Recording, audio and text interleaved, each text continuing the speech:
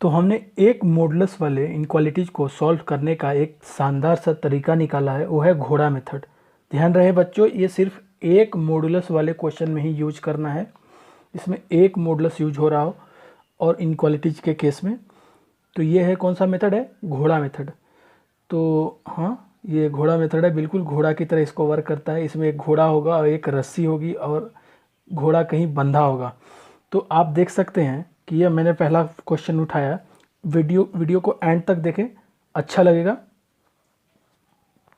Cutter equal to 5, ये पहला। तो इसमें बच्चों ध्यान ये रखने की बात है, ये आप ध्यान रखना कि घोड़ा जो रहेगा वो अंदर वाला रहेगा। मोड के अंदर वाला जो पार्ट है ये घोड़ा की तरह एक्ट करेगा। और ये जो बाहर जो एरो लगा हुआ है ये उसकी घोड़े की रस्सी की लंबाई होगी।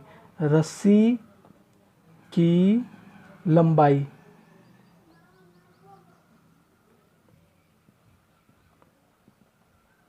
ये एक मॉडुलस के लिए ही है, तो ध्यान रखिएगा आप लोग। और तीसरा ये डिसाइड करेगा, ये जो एरो है ये डिसाइड करेगा कि घोड़ा है वो अंदर का घास, अपने एरिया के अंदर का घास खाएगा या बाहर का घास खाएगा। तो ये आपको विजुअलाइज करने के लिए मैंने लिया एक नंबर लाइन। घोड़ा यहाँ पे बंधा हुआ है, कहाँ पे बंधा हुआ है? 0 पे बंधा हुआ है। घोड़े की रस्सी की लंबाई कितनी है? 5। तो ये घोड़े का एरिया बन गया 5 से लेके -5 तक, क्योंकि घोड़े की लंबाई कितनी है? 5 यूनिट। तो 5 आगे तक और 5 पहले तक घोड़ा घास खा सकता है। अब आप देखें इस क्वेश्चन में, देखिए घोड़ा किस रीजन का घास खाएगा ये एरो डिसाइड करेगा।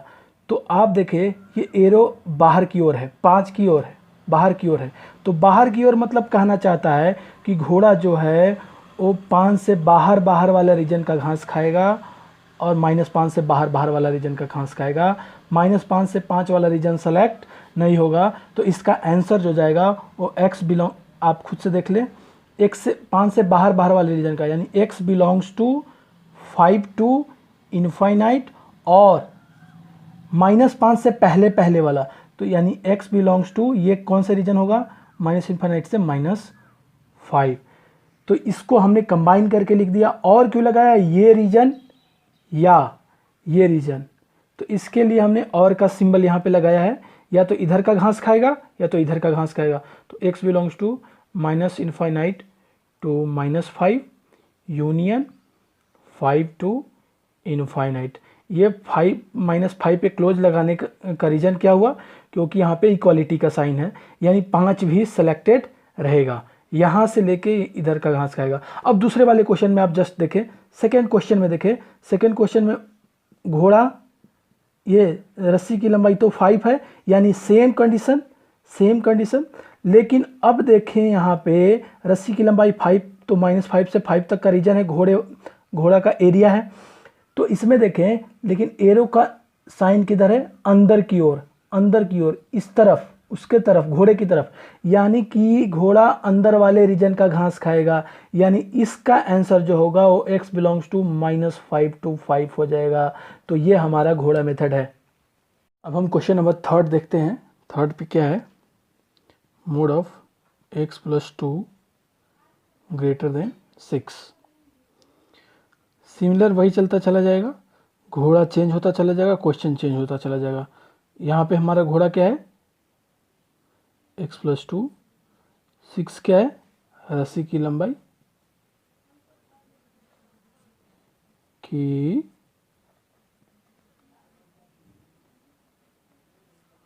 तो बस बैठा दिया, खींचा नंबर लाइन खींचा, घोड़ा को कहाँ पे बांधा?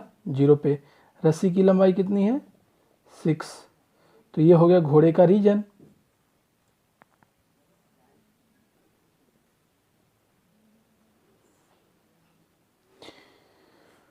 जी हाँ दोस्तों, तो ये हो गया घोड़े का रीजन।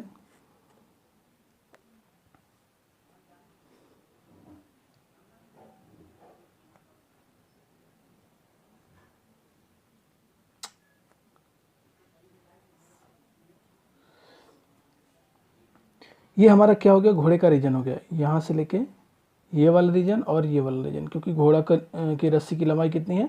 6। यहाँ पे घोड़ा बंधा हुआ है। तो घोड़ा कौन है? x + 2, ये घोड़ा है। ये घास किधर को खाएगा, एरो किधर को इंडिकेट कर रहा है, बाहर की ओर। तो यानी घोड़ा 6 से बाहर वाले रीजन की ओर घास खाएगा, मतलब इस वाले रीजन में घास खाएगा और इस वाले रीजन में घास खाएगा, इंटीरियर रीजन में नहीं खाएगा। तो x+2 belongs to 6 to infinite और x+2 belongs to -infinite to -6। तो इस आंसर को फाइनली कैसे लिख सकते हैं, x+2 जो है belongs to -infinite to -6 union 6 to infinite. पर दैट इज द x+2। हमने x के लिए क्या किया, 2 सब्ट्रैक्ट कर दिया इनक्वालिटीज में, तो -इनफाइनाइट में कोई फर्क नहीं पड़ेगा, ये माइनस सेट हो जाएगा, यूनियन इसमें 2 सब्ट्रैक्ट करोगे तो ये 4 हो जाएगा, टू इनफाइनाइट। इनफाइनाइट में कोई फर्क नहीं पड़ेगा 2 सब्ट्रैक्ट करने पे, तो ये आंसर बन गया। फोर्थ क्वेश्चन देखें, घोड़ा को आप यहाँ पे चेंज कराते रहें, क्वेश्चन चेंज होता रहेगा। तो अब घोड़ा क्या है हमारा, x² - 9। घोड़ा क्या है हमारा, x² - 9। रस्सी क्या है हमारा, 2। रस्सी की लंबाई क्या है, की बाई क्या है, तो आप देख सकते हैं क्या है, 2। हमने खींचा, रीजन बनाया, घोड़ा कहाँ पे बंधा हुआ है, 0 पे। रस्सी की लंबाई कितनी, 2। रस्सी की लंबाई कितनी, 2। तो ये हमने 2 तक दिखाया। तो घोड़ा घास कहाँ तक, उस घोड़ा का एरिया क्या हुआ, -2 to 2। क्योंकि रस्सी की लंबाई 2 यूनिट है, तो इधर और इधर उसका घोड़े का एरिया हो गया। यहाँ पे घोड़ा बंधा हुआ है। अब घोड़ा कौन है, x² - 9 मोड के अंदर वाला घोड़ा होता है। अब ये एरो क्या दिखा रहा है, घोड़ा को इंडिकेट कर रहा है बाहर की ओर, मतलब घोड़ा अपने रीजन से बाहर का घास खाएगा। मतलब कौन से वाले रीजन में, इस वाले रीजन में, और कौन से वाले रीजन में, इस वाले रीजन में। तो इस रीजन को कैसे दिखाएगा, x² - 9 greater than equal to 2, या और मतलब का सिंबल क्या होता है, या ये x² - 9 less than equal to -2। तो इस तरह से हमने दिखाया। अब इस इनक्वालिटी को हम लोग सॉल्व कर सकते हैं। कैसे सॉल्व करें, तो ये x² यहाँ से आ गया -11 ग्रेटर इक्वल टू 0। तो जब इसको आप फैक्टराइज करोगे a+b इंटू a-b पे, तो ऐसा कुछ बनेगा, x+√11 x -√11 greater equal to 0। ये तो क्वाड्रेटिक फैक्टर हो गया। इसको आप सीधा नंबर्स लाइन पे दिखाओगे तो ये कहाँ पे बैठेगा, एक 0 जिसका आएगा लीनियर फैक्टर का -√11, एक लीनियर फैक्टर का 0 आएगा 11। तो इस 0 को प्लॉट कर दिया आपने। अब इसका साइन कन्वेंशन से कर लो, तो √11 से आगे ये एक्सप्रेशन कैसा होगा, ये एक्सप्रेशन पॉजिटिव होगा, रूट के बिटवीन नेगेटिव, रूट के पहले पॉजिटिव। तो हमें लेना क्या है, पॉजिटिव का रीजन। तो यहाँ से आ जाएगा x belongs to -infinite to -√11 union √11 to infinite. तो ये हमारे पहले वाले का। अब इस वाले रीजन के लिए बात करते हैं। तो x² - 9 + 2 less than equal to 0।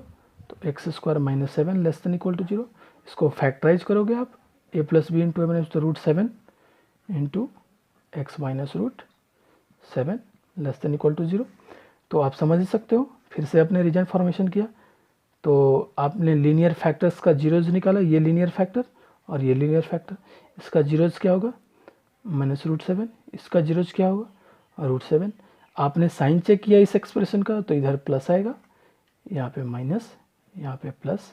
हमें रीजन कौन सा लेना है, लेस देन इक्वल टू 0, मतलब नेगेटिव रीजन, यानी x बिलोंग्स टू कौन से वाले रीजन में एक्सप्रेशन नेगेटिव है, तो -7 to 7, तो -√7 to √7। अब आंसर को कैसे लिखेंगे, तो फाइनल जो आंसर होगा, फाइनल वो कैसे लिखा जाएगा, x belongs to -infinite to -√11 union √11 to infinite union -√7 to √7। इसको थोड़ा सा आप साफ अक्षरों में लिख लें, यूनियन -√7 टू √7। हमारा फाइनल आंसर बन गया x belongs to minus infinite to minus root 11 union minus root 7 to root 7 union root 11 to infinite. तो इस तरह से हमने ये क्वेश्चन कर लिया। इस तरह से आप जब नए नए क्वेश्चंस को सॉल्व कर सकते हो, बस सिंगल मॉडुलस के लिए इनक्वालिटीज के केस में। अब हमारा घोड़ा क्या हो गया, x-2/x-4, ये हमारा घोड़ा हो जाएगा। रस्सी की लंबाई कितनी, 2। अब घोड़ा क्या कर रहा है, यहाँ से रीजन बनाया, ये बार बार दिखाने की ज़रूरत नहीं है, फिर भी घोड़ा कहाँ बंधा हुआ है, 0 पे। कौन सा घोड़ा है ये, x-2/x-4। घोड़े की रस्सी की लंबाई 2, तो -2 से 2।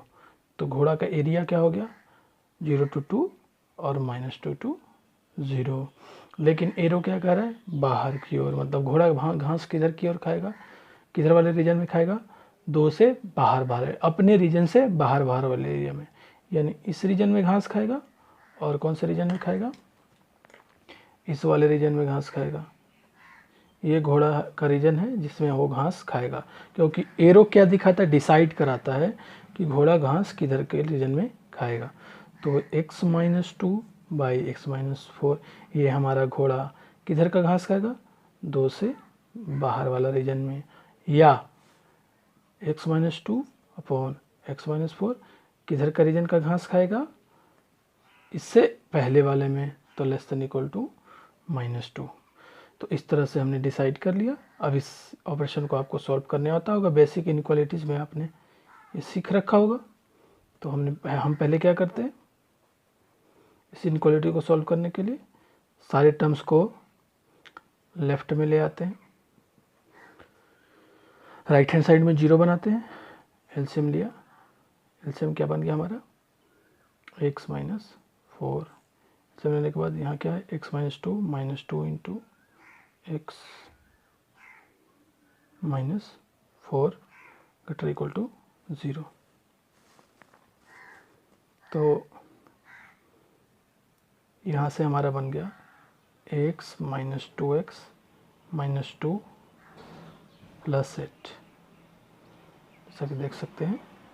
तो यहाँ पे मिला हमें -x + 6/x-4 greater equal to 0। और इसको स्टैंडर्ड फॉर्म में कन्वर्ट कर लें, कैसे बन जाएगा, x - 6 x-4 < = 0। तो इस तरह से अब इसको सॉल्व करना हम जानते हैं। क्या करते हैं, नंबर लाइन खींचा, लीनियर फैक्टर्स के जीरोस को प्लॉट किया, तो क्या है, 4 है 6। अब इसके फॉर्मेशन देखा तो 6 से आगे ये एक्सप्रेशन कैसा होगा, पॉजिटिव, इसमें negative, alternate positive negative, because odd power है एक्सप्रेशन पे। तो ए एक्सप्रेशन क्या है, < = 0, मतलब कि नेगेटिव। तो ये पोर्शन सेलेक्ट होगा। तो कहाँ से कहाँ तक, x बिलोंग्स टू 4 to 6। 6 को तो लिया जाएगा पर 4 को नहीं लिया जाएगा। 4 को ना लेने का रीज़न क्या हुआ, क्योंकि 4 इस एक्सप्रेशन का डोमेन ही नहीं है। 4 रख दोगे तो ये अनडिफाइंड हो जाएगा, नीचे 0 हो जाएगा, तो इसीलिए 4 को नहीं लेंगे। 6 क्यों ले रहे हैं, क्योंकि 6 पे 0 हो रहा है, तो 0 < = 0 सेटिस्फाई करेगा। सिमिलरली इसको भी हम सॉल्व करेंगे, तो x - 2/x-4 + 2 < = 0। उसके बाद एलसीएम लिया, तो x - 4 x - 2 + 2 इंटू x-4 < = 0। तो यहाँ से हमें क्या बन के मिला, 3x - 8 - 2 x-4 < = 0। तो 3x - 10 x-4 < <= 0। तो यहाँ से जब इसको आप सॉल्व करोगे तो ये आपका नंबर लाइन बन जाएगा। क्या बन जाएगा, एक बनेगा 10/3 ऊपर वाले फैक्टर से, यहाँ बन जाएगा 4, इस वाले रीजन में sign positive negative positive, alternate positive negative, क्योंकि लीनियर फैक्टर्स पे पावर कितने हैं, और हमें लेना कौन सा है, ये वाला रीजन, क्योंकि < = 0 है। तो ये आंसर क्या हो जाएगा इसका फाइनली, तो ये और ये, तो इससे हमारा आंसर क्या बनेगा, यही x बिलोंग्स टू 10/3 to 4। तो यहाँ पे देखें और मतलब क्या होता है, और फॉर यूनियन, यूनियन मतलब ये या ये आंसर दोनों में से सेलेक्ट हो जाए। तो इसको हम कैसे लिख सकते हैं, x बिलोंग्स टू, फाइनल जो आंसर हम लिखेंगे, फाइनल जो लिखा जाएगा वो क्या लिखा जाएगा, 4 to 6 यूनियन 10/3 to 4। तो यहाँ से देखिए इसको फाइनल हम कैसे लिख सकते हैं, यहाँ 4 नहीं लेना है पर यहाँ पे 4 लेना है, तो इसको आप नंबर लाइन से भी देख सकते हो कि कैसे इसको आप कंसिडर कर सकते हो, एक साथ आंसर में कैसे लिख सकते हो। तो यूनियन का पहले ही लेक्चर्स में पढ़ा रखा है, यहाँ पे कहीं 10/3 होगा, यहाँ 4 होगा और इधर कहीं 6 होगा। तो एक क्वेश्चन क्या कर रहा है, ये इनक्वालिटी कर रहा है क्या, 10/3 to 4, 10/3 को लेना है और कहाँ तक चलना है, 4 तक, 4 को भी लेना है। ये क्या कर रहा है, 4 को लीव करना है और क्या करता है, 6 तक, 6 को लेना है। तो फाइनल जो आंसर क्या बन जाएगा, वो x बिलोंग्स टू क्या बन जाएगा, 10/3 यूनियन का मतलब ये भी या ये भी लेना है आंसर में और वो भी लेना है। 4 इसने कंसीडर कर रखा है पर इसने कंसीडर नहीं किया, तो आप 4 को तो आपको लेना पड़ेगा क्योंकि ये आंसर में तो कंसीडर कर रखा है, तो इसको फाइनल आंसर 10/3 to 6 हो जाएगा। तो ऐसे हम कर सकते हैं। तो ये हमारा घोड़ा मेथड रहा, इस तरह से हम इसको सॉल्व करते हैं। अब जो कुछ कंडीशंस हैं उसको देखें। अगर राइट हैंड साइड में हमने जो देखा था, पहले रस्सी की लंबाई होती थी वो पॉजिटिव होती थी, अब यहाँ पे क्या हो गया, जीरो हो गया, नेगेटिव हो गया। तो ऐसे केसेस में कैसे सॉल्व करेंगे इसको, आप मॉडुलस के कंडीशन पे जाएं। तो पहला केस, इसको देखिए, इसमें हमें कोई मेथड लगाने की ज़रूरत नहीं है, बहुत ही आसानी से आंसर आ जाएगा। ये मोड तो हमेशा पॉजिटिव नंबर होता है, ये तो पूरा पॉजिटिव होता है, तो पॉजिटिव मतलब 0 से ग्रेटर इक्वल टू हमेशा होता है। तो आप कुछ भी x रख दो इसमें, ये मोड तो 0 से छोटा बनने वाला नहीं है। अगर ये 0 से छोटा बनने वाला नहीं है कोई भी x की वैल्यू पे, तो इसका आंसर तो x बिलोंग्स टू r हो जाएगा, रियल हो जाएगा। लेकिन आप यहाँ देख सकते हैं कि x इज इक्वल टू 2 तो इसका डोमेन ही नहीं है, क्योंकि x इज इक्वल टू 2 पे डिनोमिनेटर क्या हो जा रहा है, 0 हो जा रहा है। तो रियल नंबर में से सिर्फ 0 को आप हटा दो, तो ये इसका आंसर बन जाएगा। सिर्फ 0 को वही क्यों हटाया गया, sorry x is equal to 2 को हटाना पड़ेगा, रीजन क्यों, कि 2 पे ये 0 हो जा रहा है जो कि इसके डोमेन में ही नहीं है। तो डोमेन में ही नहीं है, जब आप इस इनपुट ही नहीं कर सकते हो, वैल्यू कैसे कंसिडर कर सकते हो। तो सेकंड क्वेश्चन,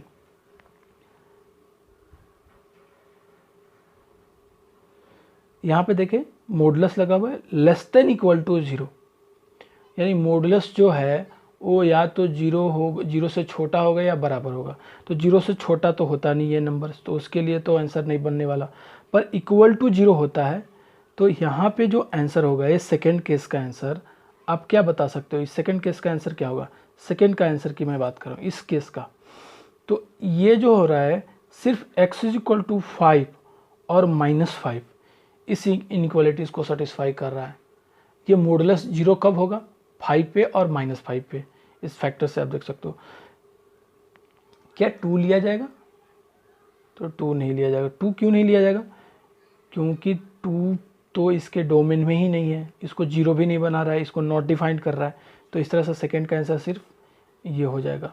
थर्ड केस का आंसर, थर्ड में कह रहा है कि modulus less than negative number, तो ये राइट हैंड साइड में नेगेटिव नंबर है। कैसा नंबर है, ये कैसा नंबर है, नेगेटिव नंबर है। और इधर कैसा नंबर है, पॉजिटिव नंबर है। तो कभी भी पॉजिटिव नंबर नेगेटिव नंबर से छोटा हो सकता है, तो नहीं। तो इसलिए थर्ड केस का आंसर जो हो जाएगा x इज़ व्हाट 5, मतलब कोई भी सॉल्यूशन नहीं बनेगा। फोर्थ केस का answer, this number is greater equal to -3, तो ये देखिए नेगेटिव नंबर है, साफ साफ दिख रहा है। और ये कैसा नंबर है, पॉजिटिव नंबर है। तो पॉजिटिव नंबर तो हमेशा से ही नेगेटिव नंबर से बड़ा होता है।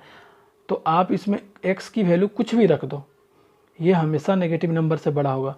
तो इसका आंसर जो होना चाहिए था वो x बिलोंग्स टू r होना चाहिए था, रियल होना चाहिए।